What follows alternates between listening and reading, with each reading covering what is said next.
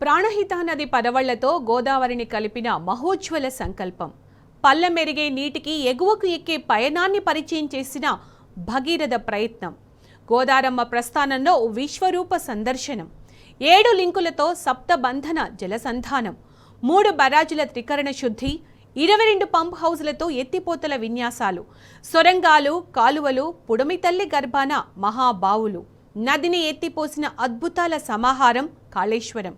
అందుకే గోదావరి నదీ ప్రస్థానంలో కాళేశ్వరం ఒక విశ్వరూప సందర్శనం.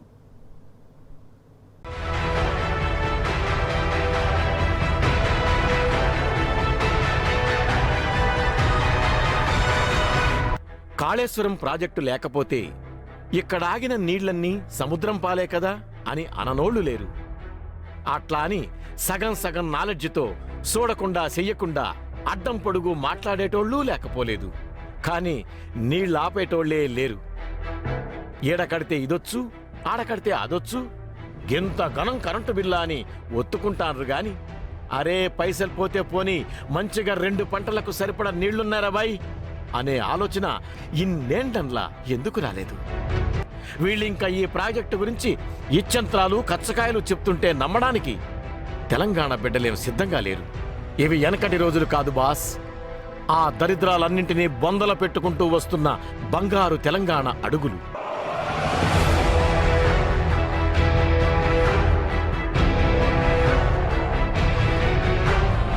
మేడిగడ్డ నుంచి అన్నారం బ్యారేజ్ దాకా 42 కిలోమీటర్లు.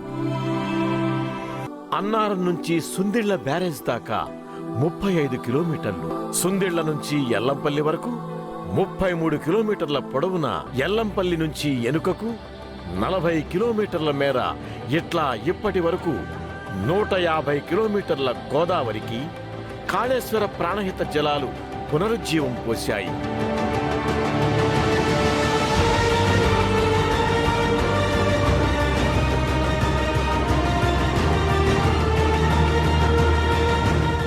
కాళేశ్వరంతో గోదారమ్మను అభిషేకించి రైతన్నల దశాబ్దాల కన్నీళ్లను తుడిచే మహాద్భుతాన్ని ఆవిష్కరించి చరిత్ర సృష్టించింది కేసీఆర్ సర్కార్. అసలు తెలంగాణలో గోదావరి జాడ యాడుంది? ఆ తల్లి తెలంగాణ ముఖం చూడక ఎన్నేండ్లైతాంది? మన పైనున్న రాష్ట్రాలు ఎక్కడికక్కడ బ్యారేజీలు కట్టి, డ్యాములు కట్టి గోదావరిని పైనే బందీ చేసిండ్రు. ఇంకా యాడ్నుంచి గోదారమ్మ తెలంగాణకొస్తది? మరి దాన్నే నమ్ముకున్న తెలంగాణ ఏం కావాలి?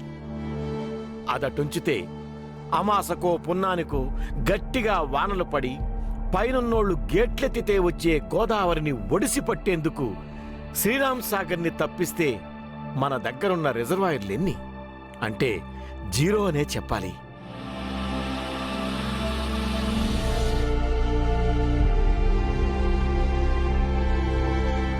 శ్రీరామ్ సాగర్ ఇది పేరుకే సాగరం, కాని ఏనాడు నిండిన పాపాన పోలేదు. దీని ఆఖరి ఆయుకట్టుకు నీళ్లిచ్చిన దాఖలాలు లేవు. ఇంకా ఆడ్నుంచి కిందకొచ్చిన గోదావరిని ఆపే తావు ఒక్కటి కూడా ఆనాడు లేదు. అసలే ఒక్కడు కూడా ఆపే ప్రయత్నమే చేయలేదు. ఇంకా గోదావరి తెలంగాణల ఆగేదెట్లా? ఇక్కడి బీళ్లు తడిసేదెట్లా? ఈ రెండింటికి పరిష్కారమే కాళేశ్వరం ప్రాజెక్ట్. మేడిగడ్డ నుంచి మొదలయ్యే ప్రాణహిత కాళేశ్వర ప్రయాణంలో అడుగడుగున మనకెన్నో అద్భుతాలు కనిపిస్తాయి. తెలంగాణ ప్రభుత్వం సముద్ర మట్టానికి 100 మీటర్ల ఎత్తులో 85 గేట్లతో 16.17 టీఎంసీల నీటి నిల్వ సామర్థ్యంతో 1632 మీటర్ల పొడవుతో ఈ మేడిగడ్డ బ్యారేజ్ని నిర్మించింది. ఇట్లా మేడిగడ్డ దగ్గర ఆగిన ఈ ప్రాణహిత నీళ్లు మధ్యలో కాళేశ్వరం గుడికాడ, కన్నెపల్లి దగ్గర ఇలా ఒక అప్రోచ్ ఛానల్ తోటి ఈ ప్రాణహిత జలాలను ఇక్కడ కనిపిస్తున్న ఈ కన్నెపల్లి పంప్ హౌజ్లోకి తీసుకొచ్చి 40 మెగావాట్ల సామర్థ్యమున్న 17 మోటార్లతోటి ఎత్తి గ్రావిటీ కాలువలో నీళ్లను ఎత్తిపోస్తున్నారు. ఇలా మొదటిసారి ఈ గ్రావిటీ కాలువలో పడ్డ ప్రాణహిత జలాలు ఇక్కడ నుంచి అరణ్య మార్గాన 14.85 కిలోమీటర్ల దూరం ప్రయాణించి అన్నారం దగ్గర ఇదిగో ఇలా గోదావరి నదిలో కలుస్తాయి.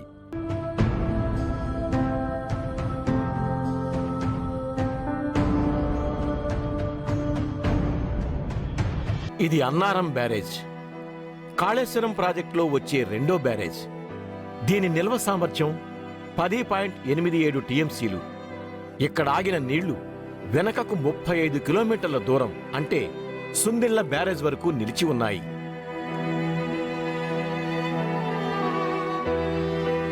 ఇదే సుందిళ్ల బ్యారేజ్, కాళేశ్వరం ప్రాజెక్టులో వచ్చే మూడో బ్యారేజ్. దీని నిలువ సామర్థ్యం 8.83 టీఎంసీలు. అన్నారం పంపు హౌస్ నుంచి వచ్చిన నీళ్లు ఈ సుందిళ్ల బ్యారేజ్లో స్టోర్ అయ్యి వెనుకకు 33 కిలోమీటర్లు వెళ్లి ఎల్లంపల్లి బ్యారేజ్ను తాకుతాయి.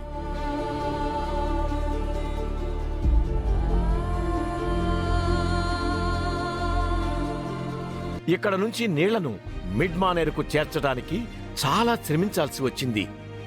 లింక్ 1లో కాలువలు, పంపులతో పైకెక్కిన ప్రాణహిత జలాలు, లింక్ 2లో సొరంగాలు, సజ్జిపూళ్లు, భారీ మోటార్లతో భూ అంతర్భాగం నుంచి ఒక దగ్గర 105 మీటర్ల ఎత్తుకు, ఇంకో దగ్గర 115 మీటర్ల ఎత్తుకు ఇలా అందంగా ఎగిసిపడతాయి.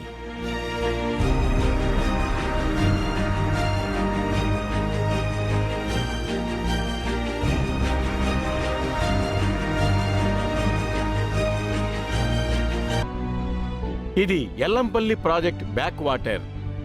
ఏడ్నుంచే కాళేశ్వరం ప్రాజెక్టు రెండో లింక్ స్టార్ట్ అవుతుంది.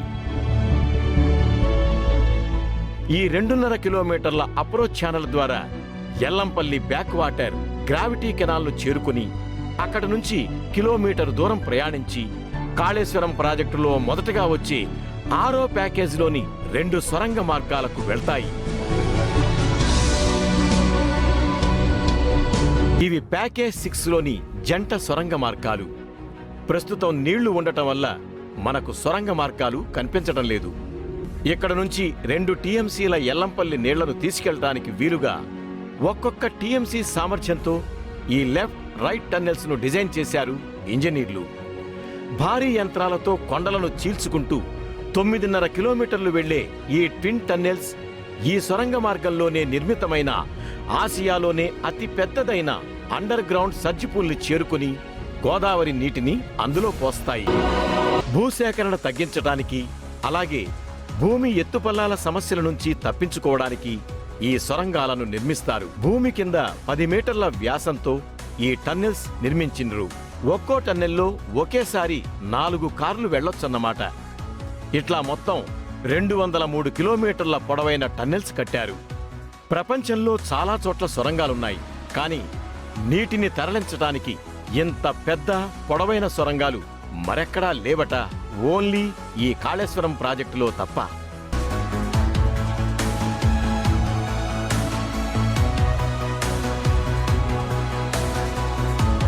ఇదే ప్యాకేజీ నెంబర్ 6లోని సజ్జిపూల్. 9.5 కిలోమీటర్ల పొడవున్న జంట సొరంగాల ద్వారా వచ్చిన 2 టీఎంసీల నీళ్లు స్టోర్ అయ్యేది ఇక్కడే.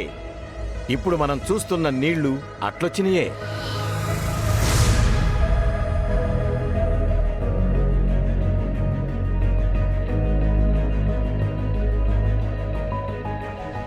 ఇట్లా కొండల కింద, భూమి లోపల నేలను, రాళ్లను తొలచి చెరువులు కడుతున్న ఇంజనీర్లు ఈ అండర్ గ్రౌండ్ చెరువులల్లా ఉన్న నీళ్లను ఎత్తిపోయడానికి భారీ సైజులో, భారీ కెపాసిటీ ఉన్న మోటార్లను ఉపయోగిస్తుండ్రు. ప్రస్తుతం మనం ఉన్న ఈ 6వ ప్యాకేజీలో 124 మెగావాట్ల సామర్థ్యం ఉన్న 7 మోటార్లను బిగించిండ్రు.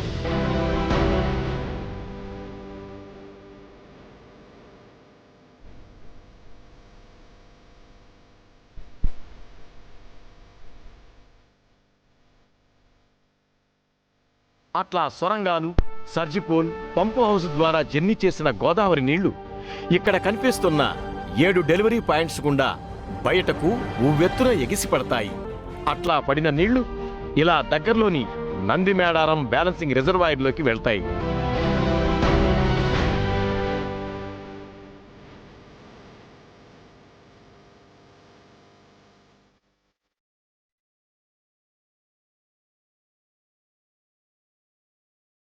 ఇదే నందిమేడారం బ్యాలెన్సింగ్ రిజర్వాయర్. ఎల్లంపల్లి నుంచి వచ్చిన నీళ్లు మొదట స్టోర్ అయ్యేది ఇక్కడే. ఈ చెరువు ఈనాటిది కాదు, కాకతీయుల కాలం నాటిది. దీన్ని ఆధునీకరించి చాలా స్ట్రాంగ్గా, అందంగా తీర్చిదిద్దారు.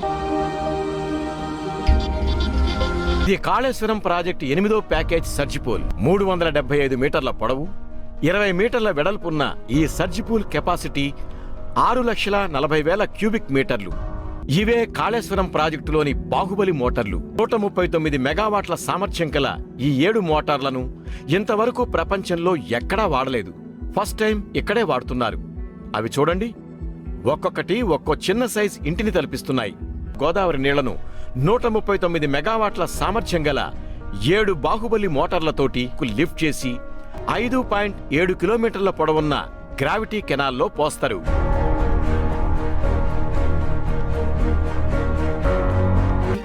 ప్యాకేజ్ 6లోని నందిమేడారం పంపులు, ప్యాకేజ్ 8లోని బాహుబలి మోటార్లు కాళేశ్వర ప్రాణహిత జలాలను ఎప్పటికప్పుడు వరద కాలువ ద్వారా Kaleshwaram project first junction point mid మానేరుకు చేరవేస్తూనే ఉన్నాయి.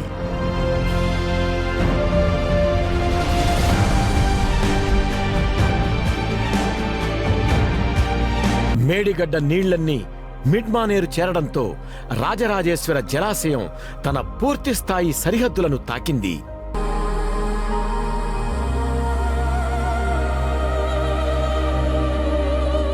ఇది కుదురుపాక బ్రిడ్జి. రాజరాజేశ్వర జలాశయం పూర్తి స్థాయి నీటి మట్టానికి చేరడంతో దాని బ్యాక్ వాటర్ ఇలా ఈ బ్రిడ్జి కిందకి చేరి వచ్చే పోయేవారిని ఇది నిజంగా తెలంగాణనా, ఇన్ని నీళ్లేంది అని ఆశ్చర్యపరుస్తుంది. ఇది జస్ట్ ఆరంభం మాత్రమే. ఈ నీళ్లు ఇయ్యాలో రేపో మాత్రమే ఈడుండవు. భవిష్యత్ అంతా ఇలా పాతవి పోవటం, కొత్తవి రావటం ఒక సైకిల్లా నడుస్తూనే ఉంటుంది ఈ కాళేశ్వర జలచక్రం.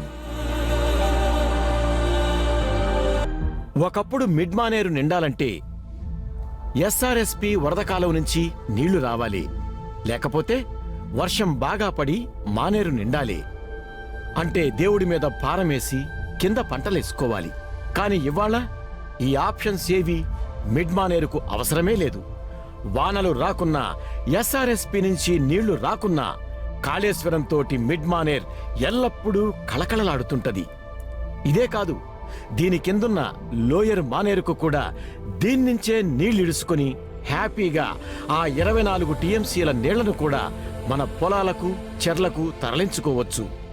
అంటే భవిష్యత్తులో మిడ్ మానేరు, లోయర్ మానేరు 2 డ్యాములు ఎప్పుడూ కూడా ఎండిపోవు. కాళేశ్వరం ప్రాజెక్టు ఎండిపోనివ్వదు.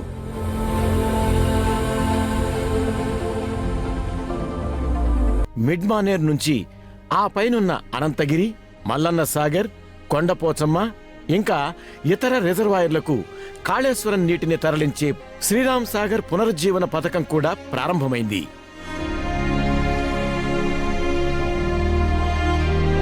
తెలంగాణ రాకుంటే, కేసీఆర్ ముఖ్యమంత్రి కాకుంటే ఎండిన గోదావరి మళ్ళా ఇట్లా నిండు నీళ్లతో కళకళలాడేదా? అన్నదాతకు అండగుండేటిదా? అసలు ఒక నది ఎండిపోతే ఇంకో నది నీళ్లను తెచ్చి ఎండిన నదికి ప్రాణం పోసుడు, ఆ నదీ గర్భాన్నే రిజర్వాయర్లాగా వాడుకొనుడు ఇదివరకెక్కడా జరగలేదు, ఒక్క మన తెలంగాణల కాళేశ్వరం ప్రాజెక్టులో తప్ప.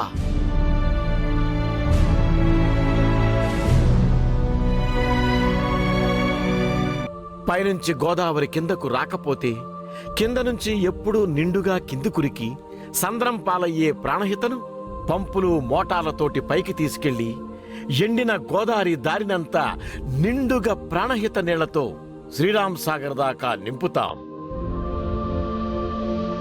ఒకవేళ పైనుంచి నీళ్లొస్తే గోదావరి దారి మీద కట్టుకున్న ఎల్లంపల్లి, సుందిళ్ళ, అన్నారం, మేడిగడ్డ ఇంకా కిందికి పోతే ఆడ కడుతున్న తుపాకులగూడెం, సీతారామ బ్యారేజీల్లో నీళ్లాపి మన తెలంగాణ బీళ్లకు ఆ నీళ్లను మళ్లించుకుంటాం, బతుకుల్ని పండించుకుంటాం.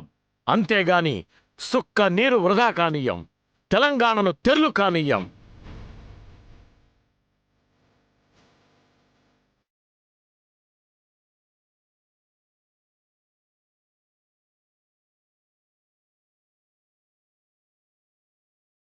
కరెంటు కాలితే కాలని, పైసలు పోతే పోని, మా పంటలు పండాలి, తలరాతలు మారాలి, అన్నం పండించేటోడు అవ్వల్ దర్జాగా బతకాలి, నా తెలంగాణ తలెత్తుకొని నిలబడాలి.